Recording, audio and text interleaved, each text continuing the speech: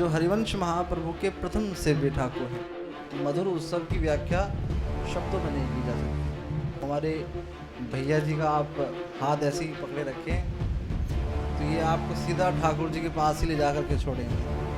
हमारी राधा नवरंगी लाल जी महाराज आपको देवबंद बुलाने के लिए बड़े लालायित हैं।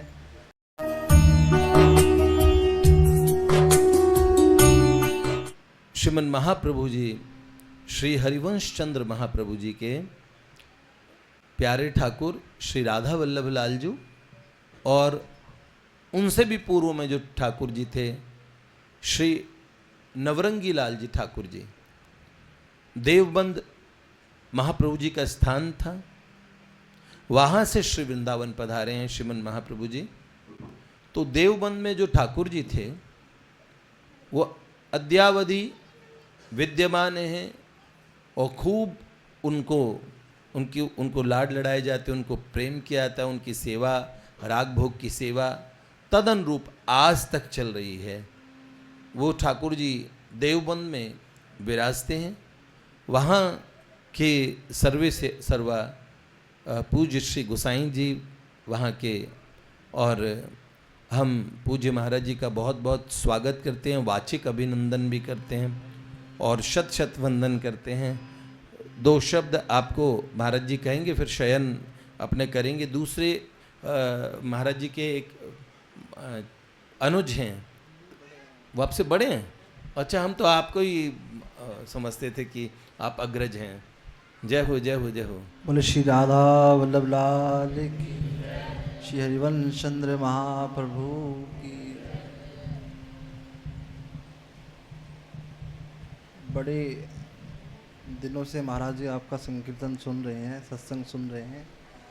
तो हमारी श्री जी से जब श्री जी का श्रृंगार करते हैं तो उनसे इच्छा ये होती है कि जिसका भी किसी का सत्संग सुना या सत्र सुना या संकीर्तन सुना, मैंने कहा श्री जी मेरी इच्छा है कि ये आपको आकर के सम्मुख राग सेवा दें या संकीर्तन की सेवा दें। तो उनसे वे ऐसे ही बानक बना देती हैं कि उनसे प्रत्यक्ष में मिलना हो जाता है, चाहे वो विश्व की कोई भी हस्ती हो। ऐसे हमारे अभी मल्लुक पीठाधीश्वर श्री राजेंद्र दास जी महाराज से मिलना हुआ।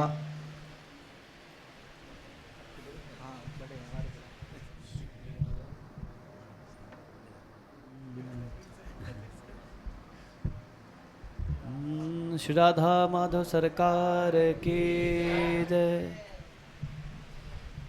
तो ऐसे ही आपके कुछ परिकर के आते थे, महाराज जी के बारे में बताते थे कि जी ऐसे ऐसे हमारे भैया जी हैं और संकीर्तन करते हैं। अच्छा 2 साल आपसे मिलते रहे इस तरह से, पर लेकिन परिचय नहीं हो पाया। हाँ, हापुड़ में मिलना हुआ, उनके वरुण तोमर जी के मिलना हुआ। तो बैठे बैठे अब श्री जी ने चर्चा करी कि सीधा आपसे डायरेक्ट मिलवा दिया। और श्री जी हमारी राधा नवरंगी लाल जी महाराज आपको देवबंद बुलाने के लिए बड़े लालायित हैं और आपसे राग सेवा और जो है सत्र की सेवा लेने के लिए उन्होंने हमें उस दिन भेजा था। पर लेकिन उस दिन हमारा आना आधा अधूरा रहा क्योंकि श्री राधा माधव के दर्शन नहीं हो पाए। तो आज इनके दर्शन ही खींच करके लाए हैं।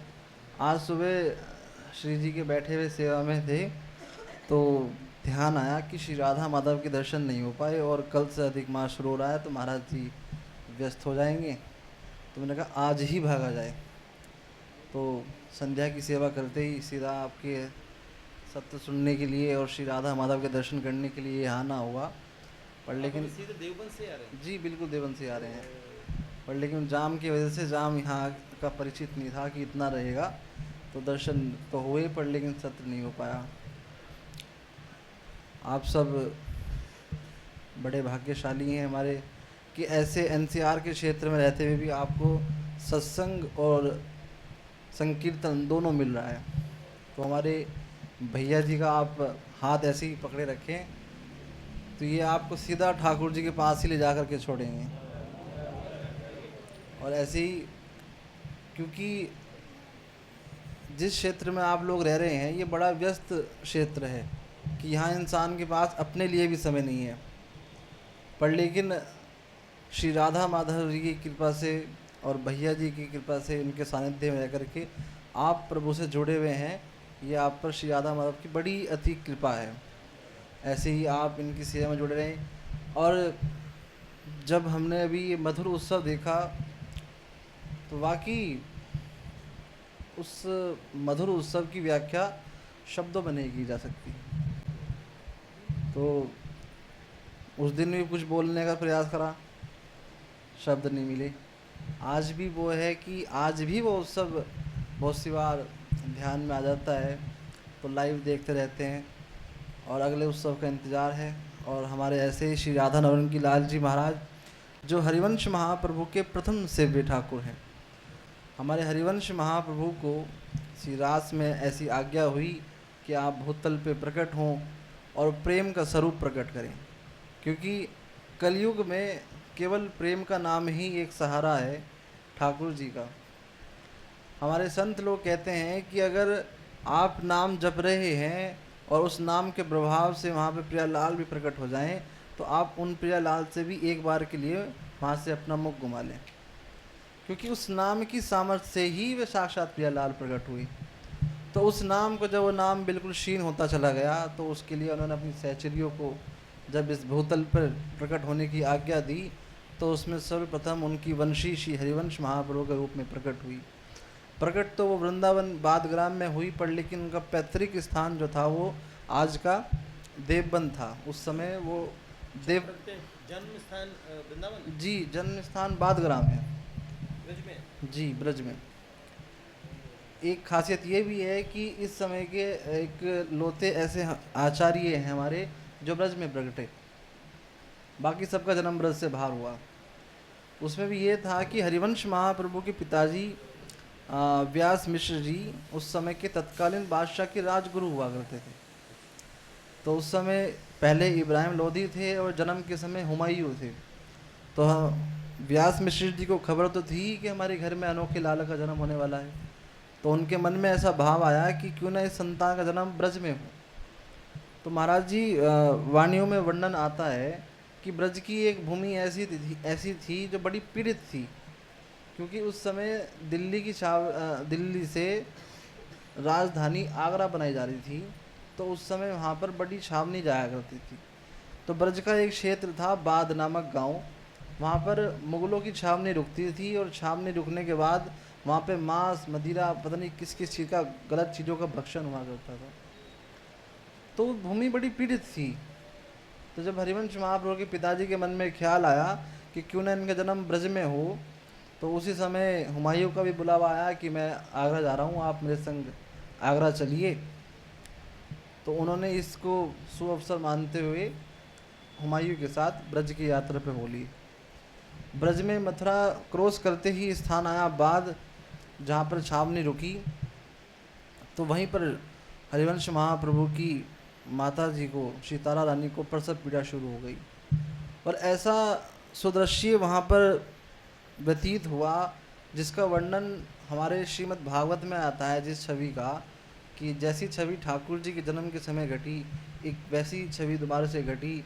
और वहाँ पर वैशाख शुक्ल की मोहिनी एकादशी के दिन बड़ा ऐसा सुंदर शरीर से अनोखे कोटि कामदेव भी देखकर अपना आप को लज्जित महसूस कर रहे हैं कि क्या कोई ऐसा स्वरूप भी जन्म ले सकता है। ठाकुर जी बार बार उन्हें देख के लालायित हो रहे हैं कि ये हमारा प्रेम, हमारी वंशी प्रगति है। तो वैशाख शुक्ल की एकादशी के दिन वहाँ हरिवंश महाप्रभु का जन्म हुआ। जन्म के बाद हरिवंश महाप्रभु देवबंद पहुँचे, जब उनकी अवस्था केवल 6 मास की थी। जब हरिवंश महाप्रभु प्रथम बार देवबंद पहुँचे, और जिस प्रांगण में आज श्री राधा नवरंगी लाल जी विराजमान हैं, उस प्रांगण में वे 6 मास के झूले में झूल रहे थे। और जब बच्चा माँ शब्द भी नहीं बोल सकता है, वो अपनी किसी चीज़ को बता भी नहीं सकता है, उन्होंने उसी समय उस प्रेम का प्रकट्य करा अपनी वाणी के माध्यम से। उन्होंने उन प्रियालाल की वे अंतरंग लीलाएं जिनका वर्णन कभी हुआ ही नहीं, अपने मुँह से श्लोक वाचन के माध्यम से श्री राधा सुधा दीदी के रूप में प्रकट करा। हरिवंश महाप्रभु उनको बोलते चले गए, उनके ताऊजी श्री नरसिंह आश्रम उनको लिपिबद्ध करते चले गए, जो आज हमारे से संप्रदाय का एक हार्द ग्रंथ है श्री राधा सुदामा जी। उसके बाद उन्होंने ऐसी खूब लीलाएं जो है निकुंज की उत्सवों की करी, और 7 वर्ष की अवस्था में उनके मन में ये भाव आया कि मुझे अपने में युगल स्वरूप प्रियालाल की सेवा करनी है। तब उन्हें ये आज्ञा हुई कि आपके बाग में एक सूखा कुआं है, आप उस सूखे कुएं में जब जाएंगे तो जाने के बाद आपको मेरा ही निकुंज का श्री युगल विग्रह मिलेगा। तो माघ शुक्ल पक्ष की पंचमी का वो दिन था। 7 वर्ष की अवस्था हरिवंश महाप्रभु की थी, और हरिवंश महाप्रभु को जैसे ही वो स्वप्न याद आया, हरिवंश महाप्रभु उस सूखे कुएं में कूद गए। कुएं में कूदने के बाद उन्हें प्रियालाल का मिलित स्वरूप युगल रूप मिला, पर लेकिन हरिवंश महाप्रभु बाहर नहीं आए। कुछ समय बाद उस कुएं में इतना दिव्य चमत्कार प्रकट हुआ कि जितने भी लोग बाहर खड़े थे सबकी आंखों के सामने अंधेरा छा गया। उस दिव्य चमत्कार के साथ आचार्य स्वरूप श्री प्रिया जी प्रकट हुई, और प्रिया जी ने प्रकट होकर के हरिवंश महाप्रभु को गले में कंठी दी, मस्तक पर तिलक दिया और अपनी ओढ़नी उड़ा करके उनको आचार्य स्वरूप प्रदान करा। तो कुएं में कूदने से पहले तो वे एक 7 वर्ष के केवल बालक थे, पर जब उन्हें तिलक स्वरूप मिला, जब वे हमारे लिए आचार्य हरिवंश महाप्रभु के रूप में प्रकट हुए, और एक श्री प्रियालाल का मिलित स्वरूप, और साथ साथ में हमारी श्री जी का इतना छोटा सा एक आचार्य विग्रह, उस पर एक तरफ से हमारा निज मंत्र अंकित है और एक तरफ श्री जी का स्वरूप अंकित है। एक वो छोटा सा स्वरूप हमारे महाप्रभु जी के हाथ में आया, और उस कुएं में इतना जल प्रकट हो गया कि हरिवंश महाप्रभु श्री राधा नवरंगी लाल जी को अपनी गोद में लेकर के उस कुएं से बाहर बोले श्री राधा नवरंगी लाल की। तो वहाँ पे ये प्रथम युगल स्वरूप श्री राधा नवरंगी लाल जी प्रकट हुए। और जो हमारे बराबर देखते हैं कि हमारे संप्रदाय में श्री गादी जी की परंपरा है, वो गादी जी की परंपरा भी वहाँ से इसलिए शुरू हुई कि एक तो प्रियालाल मिलित स्वरूप में विराजमान ही है, पर जो बराबर में जो गद्दी है वो उस गद्दी के अंदर आचार्य स्वरूप विराजमान है, जो आज भी हमारे आचार्य परंपरा में जो सेवा करते हैं केवल उस स्वरूप को ही उन्हें देखने की आज्ञा है, अन्यथा वो सबके लिए दर्शन नहीं है, सबके लिए गादी गुरु गद्दी के ही दर्शन हैं। और संवत 1537 में श्री नवरंगी लाल जी अपने गर्भगृह में विराजमान हुए, और आज भी वे ऐसे ही इस देवबंद में विराजमान हैं। और वहाँ पर हमारे ब्रज के सारे उत्सव जो आज ब्रज में होते हैं, वे हरिवंश महाप्रभु सबसे पहले वृंदावन से पहले देवबंद में प्रकट करे। आज हमारी होली, दिवाली, राधाष्टमी, जन्माष्टमी, हितोत्सव, जितने भी उत्सव हैं वर्ष भर के, वे सब श्री राधा नवरंगी लाल जी के लिए उन्होंने प्रकट करे। क्योंकि आने वाला कलयुग ऐसा होता चला जाएगा, इतना भीषण हो जाएगा कि उसमें नाम और सेवा के अलावा हमारे पास और कोई सहारा रह ही नहीं जाएगा। तो उन्होंने इसलिए उनकी श्री अष्टयाम सेवा विराजमान करी, उनके उत्सव ऐसे जोड़े कि उत्सवों के माध्यम से हम कभी प्रियालाल से अलग ही ना हो पाए। क्योंकि आजकल हमारा जीवन इतना व्यस्त होता चला गया कि हम अगर 1 माला, 2 माला, 16 माला भी जब करते हैं तो हम उसे एक टारगेट समझ के कर रहे हैं महाराज जी। पर लेकिन श्री जी की सेवा, श्री जी का उत्सव, श्री जी का श्रृंगार एक ऐसा भाव से जुड़ा रहता है कि हम टारगेट समझ के नहीं, हम सेवा समझ के ही कर पा रहे हैं। तो जो मन में भाव रहता है कि जैसे कि अभी आपके जितने भी परिकर जुड़ा हुआ है, तो इच्छा सबके मन में भाव है कि हमें श्री जी का मधुर उत्सव करना है, तो उसी में लगे हुए हैं। अब सखियों का क्या है कि सुबह श्रृंगार सेवा करनी है, तो श्रृंगार सेवा का भाव श्रृंगार के समय जो है राजभोग का पहले से चल रहा है कि श्रृंगार के बाद राजभोग करना है, राजभोग के बाद संध्या करनी है, संध्या के बाद शयन करनी है, शयन के बाद अष्टयाम में ब्यावला है ही। तो ऐसे अष्टयाम सेवा के माध्यम से हम प्रियालाल से कभी अलग हो ही नहीं सकते। तो हमारे महाप्रभु जी हमें ऐसी अष्टयाम सेवा, ऐसे प्राण वल्लभ श्री राधा नवरंगी लाल, श्री राधा वल्लभ लाल हमें दे करके ये सेवा दे करके गए हैं। इस सेवा से जुड़े रहें, चाहे वो सेवा श्री राधा माधव की हो, राधा नवरंगी लाल जी की हो, राधा वल्लभ लाल जी की हो, सब सेवा इनकी है। और इनका बस ये है कि शाम शामा हमें प्रिय रहें और ऐसे इनके नित्य नित्य उत्सव मनाते रहें। अब ज़्यादा विलम्ब हो गया तो बोलने को बहुत कुछ है, पर लेकिन समय ज़्यादा हो गया हमारा जी। श्री हरिवंश। एक बार सस्नेह बोलें, श्री हरिवंश श्री हरिवंश चंद्र महाप्रभु की जय, श्री राधा वल्लभ लाल की जय, श्री राधा नवरंगी लाल की जय। बहुत बहुत महाराज जी के श्री चरणों में प्रणाम करते हैं, बहुत बहुत धन्यवाद करते हैं। और पधारने के लिए प्रिया प्रीतम आपकी प्रतीक्षा में ही थे। अभी इनके शयन की चल रही है, फिर थोड़ी देर अपने लोग बैठेंगे। भगवान का जो स्वरूप है, रूप है, उसका वर्णन है ना, वह सुंदर रूप बिलोक सखी मन हाथ सो मेरो भग्यो सो भग्यो है। और चित सांवरी सूरत देखत ही हरिचंद जो जाए ठगो सो ठग्यो। हमें औरन से कछु काम नहीं, अब तो जो कलंक लग्यो सो लग्यो।